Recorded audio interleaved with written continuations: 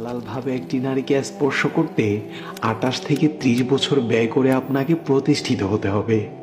ভালো স্যালারি লাগবে, টেকসই জব লাগবে, মহারানা জমাতে হবে, লোকজন খাওয়াতে হবে, এছাড়াও আরো কত প্রতিবন্ধকতা। আবার একই নারীকে হারামভাবে স্পর্শ করতে, উপভোগ করতে মাত্র 2 দিন সময় দিলেই হবে, কিংবা এর চেয়ে একটু বেশি। স্যালারিও লাগবে না, জবও লাগবে না, মোহরানাও দিতে হবে না। 17 অথবা 18 বছর বয়সেই ভোগ করা যাবে, তখন কেউ আপনাকে ছোট বলবে না। আর আপনি বিয়ে করতে চান, বয়স হয়নি, ক্যারিয়ার হয়নি, সেটেল হয়নি, কত অঘোষিত নিষিদ্ধ আইন।